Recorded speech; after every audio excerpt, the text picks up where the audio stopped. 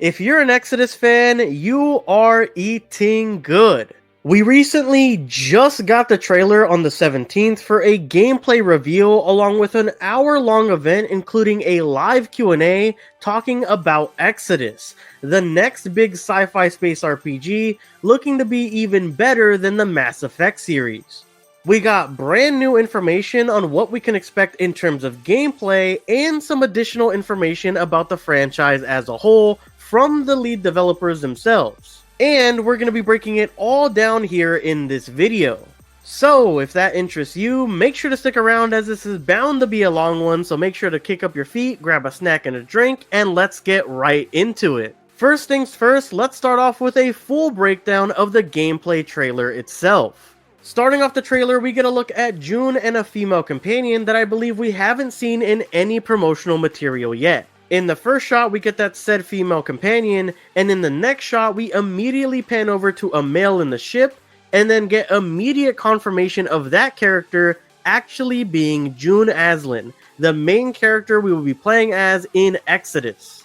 Quickly, I also wanted to note the other two people in this part of the trailer are shown wearing muted gray colored spacesuits, but June seems to be styled out in a white and gold accented spacesuit himself, which I thought was a pretty cool touch.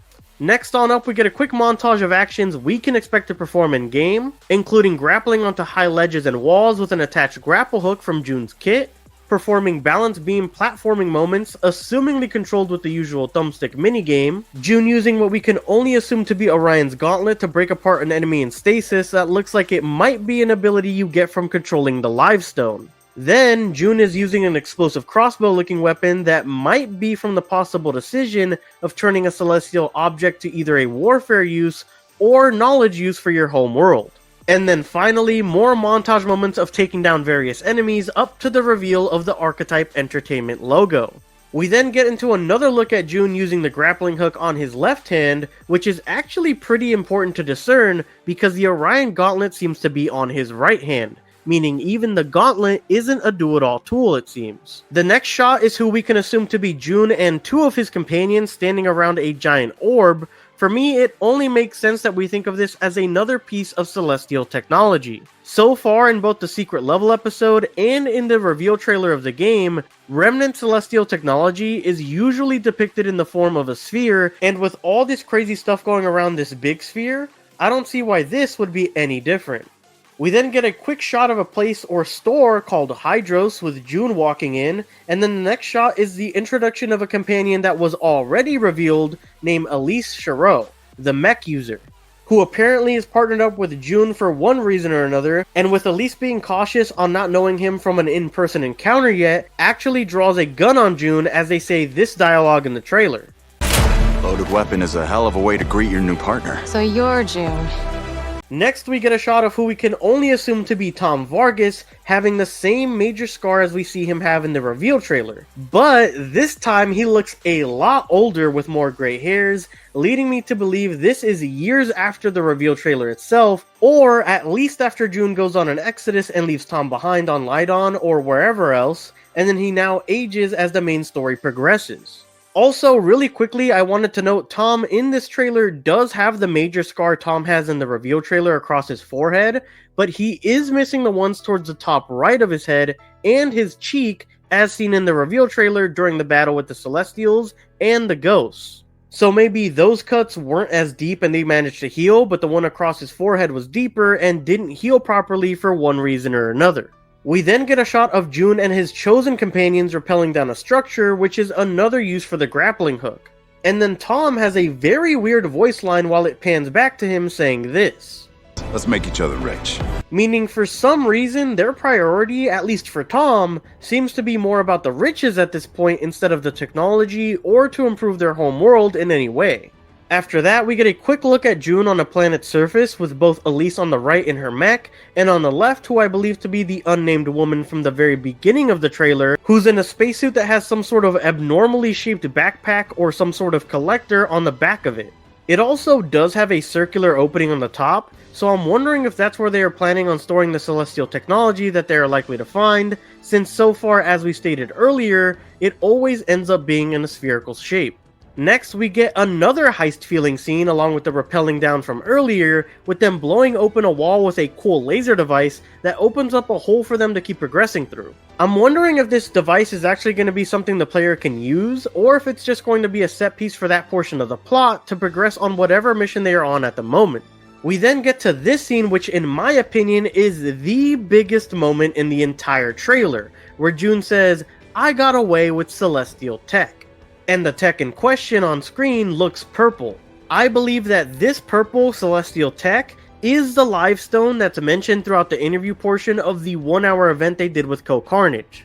And I believe that this makes everything that has to do with purple on screen be connected with the use of the live stone in one way or another. Going back to the beginning of the trailer where I said you put an enemy in stasis, the rocks they were frozen in were purple, so I believe June will either have or be able to get the ability in-game that lets him control the live stone to freeze enemies, and have the possibility of shattering them with the Orion Gauntlet.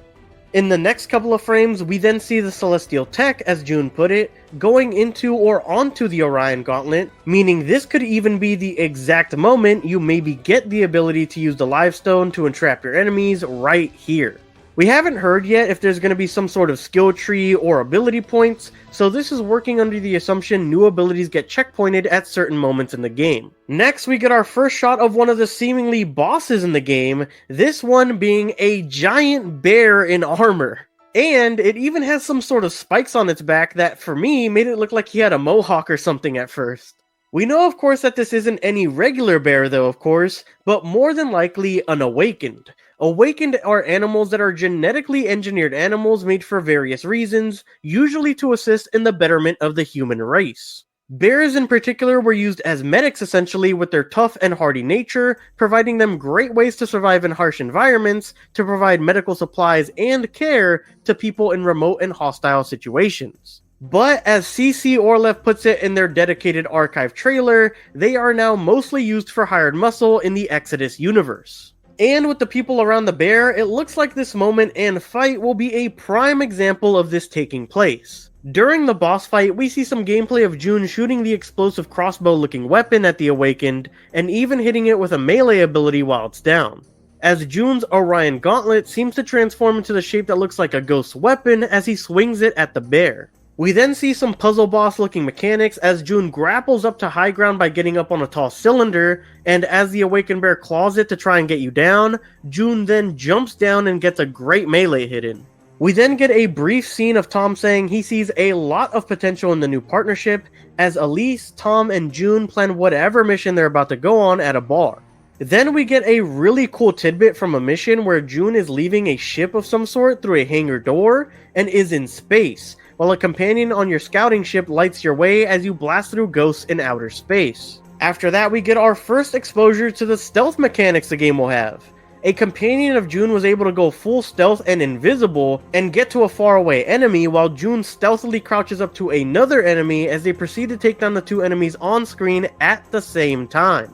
After that, we get a scene where other awakened animals are thanking us for our help. One is a frog in a giant test tube, and another is a way bigger frog that seems to be in a contained environment. We then get a look at the combat, also including a slide into a roll, which I can't tell if these are separate actions, or if both of them are just different animations for the single dodge mechanic that could be in the game. Next, we get one of the cooler armor looks in the game so far, which is June pointing to a person who I can't tell who it is, and he says the line, "You should have been honest." But bringing it back to the armor June has on, he has a golden lion with wings on it, and it looks awesome. I'm wondering if this is actually like a sigil or an emblem for the Aslan dynasty, or if it's just a random design for a spacesuit you can acquire in the game. We then get another look at some third-person shooting on an enemy, and then a really cryptic part of the trailer with a person who I just don't think we haven't been introduced to yet, but it seems that they might be a traveler as well, and they've obviously aged, and my guess is they are safeguarding whatever celestial artifact that June and the gang are there for. Who says this place is forbidden, which he could be talking about the fact that a lot of old celestial worlds that you go to for artifacts are actually forbidden in terms of entrance or taking things from those planets. Next, we get a shot of the new enemy that seems to be a weird split of organic and machine. As you can see, the bottom parts and legs look very robotic, but the top middle part seems to be a sort of fleshy material. They have some sort of green energy blast that they shoot at June a couple of frames later. Then we cut back to the mysterious men from before, saying that the price is death. Then we cut back to what I first assumed was the same enemy, and might very well be, but if you look closely, instead of those thicker robotic looking plates on their legs, they now have scrawny looking chicken legs instead. So I'm not sure if this is the exact same enemy after taking some battle damage, or just a grunt version of the enemy we saw before. Then we cut to June saying that's what it means to be a traveler, as the mysterious man pulls a gun on the unnamed companion with a weird backpack, and June puts up his Orion gauntlet, meaning that thing definitely packs some sort of punch. And if you pay attention, June has on yet another sort of spacesuit, so the customization or changing of visuals at least on June's armor will definitely be there. This then leads us to the standoff being a cliffhanger as the screen cuts to the title and we get left with nothing but joy and hype as we end off the trailer. Overall, I loved this trailer. This gives us so much subtle information about the game, and I'm trying to fill in all the information they didn't outright say with a lot of the information they've already given us through other trailers and their official site so far. Everything I saw from this trailer was amazing, and is definitely screaming the next and possibly even better spiritual successor to Mass Effect in what I'm seeing with the gameplay, companions, and of course the decision-based epic story. Moving on, there was a couple of key points I wanted to touch on when it comes to something said throughout the live Q&A as well, during Co-Carnage's stream. One thing that was touched on during the Q&A was, is the game going to be open world, semi-open world, or extremely linear when it comes to exploration?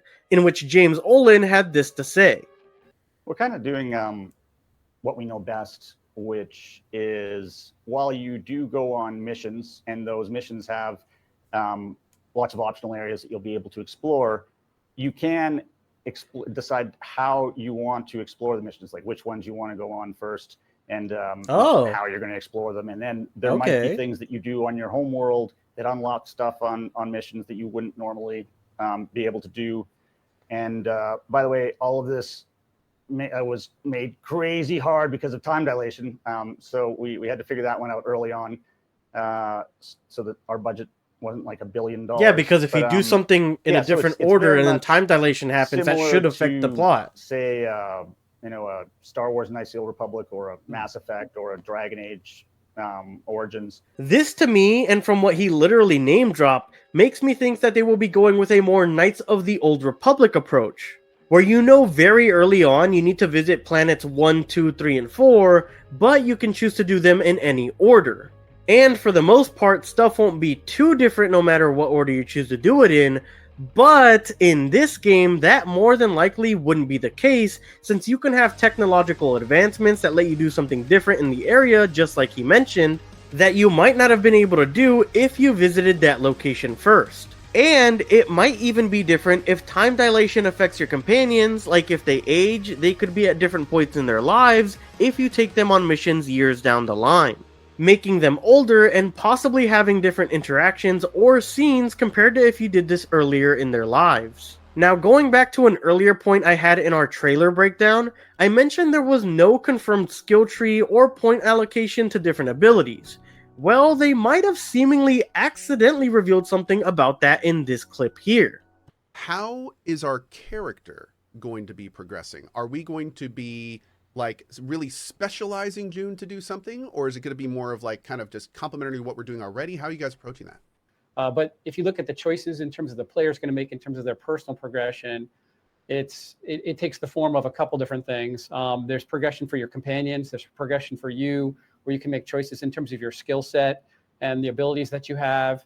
And then without going into too much detail, we've talked about a little bit about the way Livestone works in the game and the way what you see the player using in their gauntlet. There's some progression there that's pretty cool too as well. That's a unique feature of the game that we think players will like. You also get to unlock different technologies according to how you use the remnants you bring back. Yeah, imagine if Indiana Jones had to choose how to use the Ark of the Covenant. Do I use it as a super weapon again? Bring it back to the U.S. and use it as a font of knowledge to help the country become better. And, like you'll have companions who have different opinions on it, and you have to decide Chad Robertson says dilation plays into the roles and choices for your companions for you and your skill set, where he even mentions your abilities and, as they've teased before, weapons you can get if you choose to go the more warfare route with the technology you get from the Celestials. Meaning there will be some sort of player agency when it comes to abilities and weapons you can procure throughout the game. He even touches on progression on the Orion Gauntlet, which means that they will likely have some abilities tied to it as well, like maybe the Shatter ability we see throughout the beginning of the gameplay reveal. Lastly for this video, the last point that I wanted to touch on was this clip here, where James touches on the alien races we can expect to see in the game. Something that's been asked us quite a few times is, what kind of aliens do you have? And actually, we have no extraterrestrial aliens whatsoever, because everything they're all humans. is descended from, it has a terrestrial origin. Whether it's the awakened animals that you see, or whether it's the Celestials who come from human stock, or whether it's some of the really weird stuff that actually also either comes from animals or humans that have been modified over tens of thousands of years. I always like to say, so there's no humans, true alien without any technology whatsoever, can take a wolf and turn it into a chihuahua in 1,000 years, then what are we going to be able to do with all the technology over 40,000 years to us and to other animals? And yeah, we have some crazy shit. Here he confirms that all the quote-unquote aliens in the game and every new species we will see in the game has some sort of terrestrial origin. So whether it be an evolution or adaptations from humans or some of the animals or awakened, everything will be able to be traced back to a specific origin that we know about right now. Personally, I'm curious to see what that means for the Daemons and of course all the Celestials that we know of so far, like the Crown Dominion and of course the Maruyama. But for the Daemons in particular, they are made when a human comes to contact with a symbiotic egg, so I assume they aren't counting that egg as an alien being, so I wonder if it too is a man-made object. That about wraps it up for this full breakdown, but don't worry you guys, I have a ton of more Exodus breakdowns, theories, and speculation videos coming out soon. But if you want to see my most recent theory on what the Maruyama actually are, make sure to check out that video that's up on screen, which will be linked in the description down below if you're interested. Let me know in the comment section if you guys are satisfied with the gameplay reveal, if I missed anything throughout the trailer breakdown, and if you're as excited for Exodus as I am. Also, make sure to like this video as we try for our goal of 25 likes on this video, as it helps me out tremendously against the celestial threat that is the YouTube algorithm. And make sure to subscribe and tune in right here to the channel as we will be covering Exodus in depth. Anyways guys, that's it for today, but I appreciate every single one of you for watching this video, and I hope to catch you guys next time. Peace!